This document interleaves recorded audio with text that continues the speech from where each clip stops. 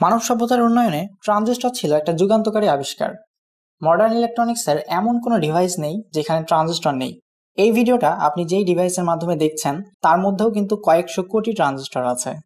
তো বুঝতেই পারছেন ট্রানজিস্টরের গুরুত্ব বলে শেষ করা যাবে না, কারণ ভূপৃষ্ঠ থেকে শুরু করে মহাকাশ পর্যন্ত যতগুলো মডার্ন টেকনোলজি আছে প্রত্যেকটির মধ্যেই কিন্তু ট্রানজিস্টর আছে। বরাবরের মতোই অ্যানিমেশনের মাধ্যমে এই ভিডিওতে ট্রানজিস্টরকে খুব সহজভাবে বোঝানো হয়েছে, যেন একবার দেখলেই আপনি পুরো বিষয়টা ক্লিয়ার হয়ে যান।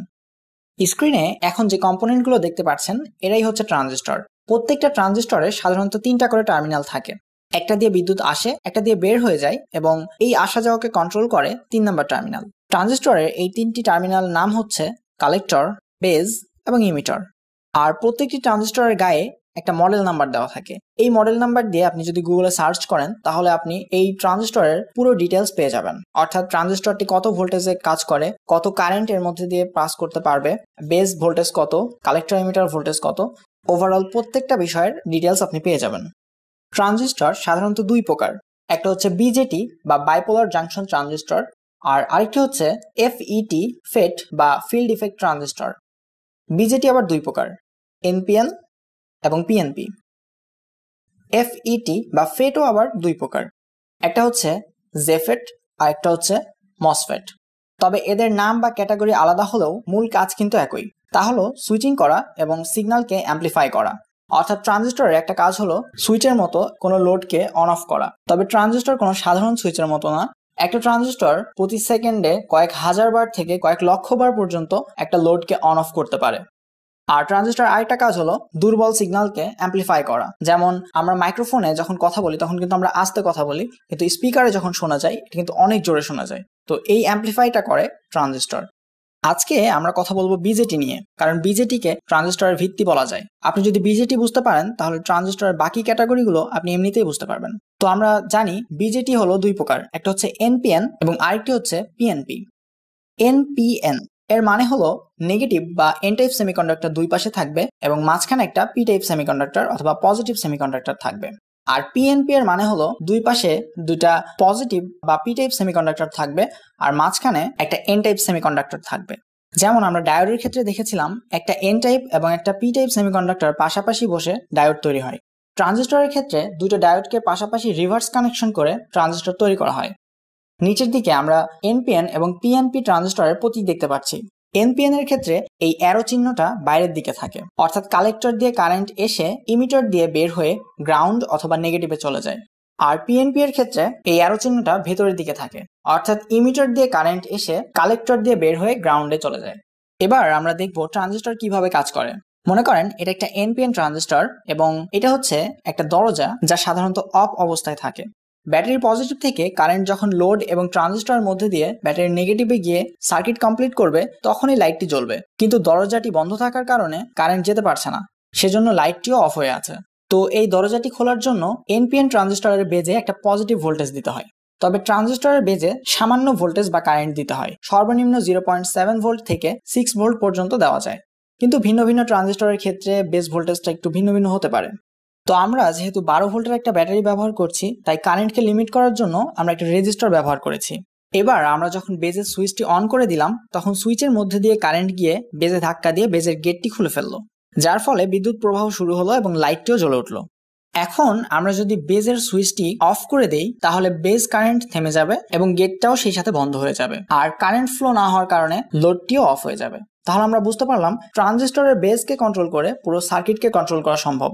এখানে একটা কথা বলে রাখি, বিজেটি ট্রানজিস্টরের ক্ষেত্রে বেজের কারেন্ট যত বৃদ্ধি করা যায় ট্রানজিস্টরের মধ্যে দিয়েও কারেন্ট ফ্লো তত বৃদ্ধি পায়। অর্থাৎ বেজে যদি আমি সামান্য ভোল্টেজ দেই তাহলে আমার লাইটটা অল্প জ্বলবে, এবং আমি যদি বেজে একটু বেশি ভোল্টেজ দেই তাহলে আমার লাইটটা বেশি জ্বলবে। এখন আপনার মনে একটা প্রশ্ন আসতে পারে যে ভাই 12 ভোল্টের ব্যাটারি দিয়ে একটা লাইট জ্বালাবো, তার জন্য এত কাহিনী করার কি দরকার? একটা সাধারণ সুইচ লাগালেই তো হয়। সাধারণ সুইচ লাগালে লাইটটাকে কিন্তু আপনার ম্যানুয়ালি অন অফ করতে হবে, যেমন আপনার বাসার লাইট বা ফ্যান। কিন্তু আপনি যদি লাইটটাকে অটোমেটিক ভাবে অন অফ করাতে চান, মনে করেন আপনি চাচ্ছেন দিনের বেলায় আপনার লাইটটা বা লোডটা অন থাকবে এবং রাত হলেই অটোমেটিক তা অফ হয়ে যাবে। এই কাজটা করার জন্য আপনার একটা এলডিআর প্রয়োজন। কিন্তু এলডিআর দিয়ে আপনি যদি এই সার্কিটটা তৈরি করেন তাহলে সুইচ অন করার সাথে সাথেই এলডিআরটি পুরো নষ্ট হয়ে যাবে, কারণ একটা এলডিআর এর মধ্যে দিয়ে সামান্য পরিমাণ কারেন্টই প্রবাহিত হতে পারে, কিন্তু আপনার ব্যবহৃত লোডটি সেই তুলনায় অনেক বেশি পরিমাণ কারেন্ট টানার কারণে এলডিআরটি পুরো নষ্ট হয়ে যাবে। এলডিআর কি, কিভাবে কাজ করে ইত্যাদি বিষয় যদি জানতে চান তাহলে অবশ্যই কমেন্ট বক্সে লিখে ফেলুন। তো এই সমস্যা সমাধানের জন্য এখানে সাধারণ সুইচের জায়গায় আমরা একটা ট্রানজিস্টর কানেক্ট করতে পারি। কিন্তু শুধু ট্রানজিস্টর কানেক্ট করলেই তো লোডটি চলবে না, কারণ এনপিএন ট্রানজিস্টরকে অ্যাক্টিভ করতে হলে এর বেজে একটা পজিটিভ ভোল্টেজ দিতে হয়। তো এখানে বেজের সাথে আমরা একটা এলডিআর কানেক্ট করব, কারণ এলডিআর অল্প কারেন্ট বা ভোল্টেজ পাস করতে পারে, আর আমাদের ট্রানজিস্টরটিও অন করতে অল্প কারেন্ট বা অল্প ভোল্টেজের প্রয়োজন। এবার যখন দিনের আলো আসবে তখন এলডিআরটি অ্যাক্টিভ হয়ে যাবে এবং এলডিআর এর মধ্যে দিয়ে কিছু পরিমাণ কারেন্ট ট্রানজিস্টরের বেজে গিয়ে ধাক্কা দেবে, যার ফলে ট্রানজিস্টরটি অ্যাক্টিভ হয়ে যাবে এবং লাইটটি বা লোডটিও চলতে থাকবে। আবার যখন রাত হয়ে যাবে তখন এলডিআর কাজ করা বন্ধ করে দিবে, ফলে লাইটটি বা লোডটি অফ হয়ে যাবে। এখন আপনার মনে একটা প্রশ্ন আসতে পারে যে লাইট যদি দিনের বেলায় জ্বলে আর রাত্রে যদি অফ হয়ে যায় তাহলে লাভ কি? আসলে রাতে জ্বলে এবং দিনে অটোমেটিক অফ হয়ে থাকে এমন লাইট কিন্তু এই সার্কিটের উপর ভিত্তি করেই তৈরি করা হয়। শুধু এখানে ট্রানজিস্টরের পাশে একটা রিলে ব্যবহার করলেই কাজটা করা যায়। রিলে কি, কিভাবে কাজ করে তা যদি জানতে চান তাহলে এই ভিডিওর কমেন্ট বক্সে লিখে ফেলুন। তো যাই হোক, আমাদের মূল উদ্দেশ্য ছিল ট্রানজিস্টর কিভাবে কাজ করে তা বোঝার, অটোমেটিক লাইট নিয়ে নয়। তো এখন আপনারা হয়তো বুঝতে পারছেন যে এনপিএন ট্রানজিস্টরের ক্ষেত্রে এর বেজে একটা পজিটিভ ভোল্টেজ দিলেই কালেক্টর এবং ইমিটার শর্ট হয়ে যায় এবং এর মধ্যে দিয়ে কারেন্ট চলাচল শুরু হয়ে যায়। এনপিএন ট্রানজিস্টরের মতোই পিএনপি ট্রানজিস্টর একই কাজ করে, কিন্তু এর বেজে পজিটিভ ভোল্টেজ না দিয়ে নেগেটিভ ভোল্টেজ দিতে হয়। এনপিএন ট্রানজিস্টরের ক্ষেত্রে কালেক্টরের সাথে ব্যাটারির পজিটিভ কানেক্ট করতে হয় এবং ইমিটারের সাথে নেগেটিভ বা গ্রাউন্ড কানেক্ট করতে হয়।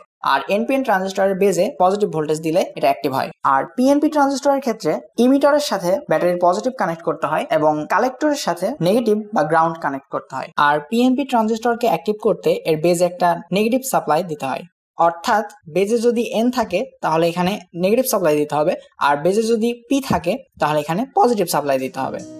তো আপনারা মাইক্রো কন্ট্রোলার বা সেন্সর নিয়ে যত ধরনের প্রজেক্ট তৈরি করবেন প্রত্যেকটা প্রজেক্টেই আপনাদের ট্রানজিস্টর প্রয়োজন হবে, কারণ আপনি মাইক্রো কন্ট্রোলার বা সেন্সরের আউটপুট দিয়ে কিন্তু একটা মোটর বা বড় কোনো লোডকে চালাতে পারবেন না, কারণ এদের আউটপুট কারেন্ট অনেক কম হয়। তো মাইক্রো কন্ট্রোলার বা সেন্সরের আউটপুটটাকে কমান্ড হিসাবে নিয়ে ট্রানজিস্টরকে কমান্ড দিতে হবে, আর ট্রানজিস্টর সেই কমান্ডটাকে নিয়ে আপনার প্রয়োজন মতো আপনার সার্কিটটাকে অন অফ করাবে। তো আশা করি বুঝতে পেরেছেন যে ট্রানজিস্টর কি, কিভাবে কাজ করে। একটা ছোট্ট ভিডিওতে আসলে সবকিছু বলে কভার করা যায় না, ছোটখাটো কিছু বাদ যেতে পারে। তো আপনার মনে যদি কোনো প্রশ্ন থেকে থাকে তাহলে অবশ্যই কমেন্ট বক্সে তা লিখে ফেলুন। ইনশাআল্লাহ আমি আপনাদের প্রত্যেকটা কমেন্টের রিপ্লাই দেওয়ার চেষ্টা করব। তো আজকের মতো এই পর্যন্তই। সবাই ভালো থাকবেন, সুস্থ থাকবেন। আল্লাহ হাফেজ।